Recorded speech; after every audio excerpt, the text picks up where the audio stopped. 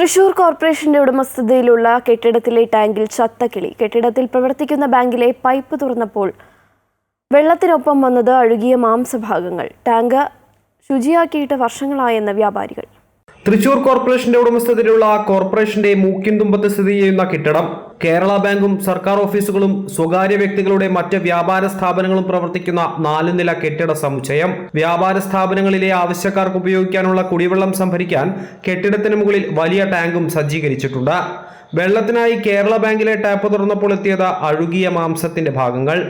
തൊട്ടുപിന്നാലെ പരിശോധന നടത്തിയപ്പോൾ കണ്ടത് മാലിന്യം നിറഞ്ഞ കുടിവെള്ള ടാങ്ക്. കുടിവെള്ള ടാങ്കിനുള്ളിൽ പക്ഷിയുടെ അഴുകിയ ജഡം.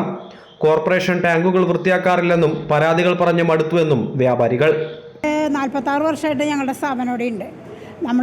ഞാൻ 34 വർഷത്തോളമായി ഇവിടെ. പക്ഷേ അന്ന് തൊട്ട് നമ്മുടെ പൈപ്പിലെ വെള്ളം വരുമ്പോൾ ഒക്കെ നമുക്ക് ചില ദിവസങ്ങൾ 2 ആഴ്ചയൊക്കെ മുടങ്ങി വെള്ളം വരാറില്ല. ചിലപ്പോൾ വന്നു കഴിഞ്ഞാൽ പിന്നെ പൂപ്പലായിരിക്കും നമ്മുടെ കയ്യിലേക്ക് വരുന്നത്. നമ്മൾ കഴുകിയ പാത്രം കഴുകുക എന്തെങ്കിലും ചെയ്യുമ്പോൾ കിട്ടുന്നത് മുഴുവൻ പൂപ്പലാണ്. ആ പൂപ്പൽ കൈ കഴുകാൻ വേണ്ടിയിട്ട് വേറെ വെള്ളം എടുക്കേണ്ട ആവശ്യം വരാറുണ്ട്. എന്തെങ്കിലും കംപ്ലൈൻറ്റ് പറഞ്ഞാലും അത് കറക്റ്റായിട്ടൊന്നും നമുക്ക് കിട്ടാറില്ല. പിന്നെ അതിൽ തൂവൽ, പക്ഷി തൂവൽ, പിന്നെ പക്ഷിയുടെ എന്തൊക്കെ ഒരു ജാതി ചില സമയത്ത് ഭയങ്കരമായിട്ട് സ്മെല്ലായിരിക്കും. പരാതിയുമായി വ്യാപാരികൾ രംഗത്ത് വന്നതോടെ ടാങ്കിലേക്കുള്ള പ്രവേശന കവാടം കോർപ്പറേഷൻ അടച്ചുപൂട്ടി. കെട്ടിടത്തിൽ പ്രവർത്തിക്കുന്ന 44ഓളം കടകളിലേക്ക് വെള്ളമെടുക്കുന്ന ടാങ്കാണ് മലിനമായി കിടക്കുന്നത്.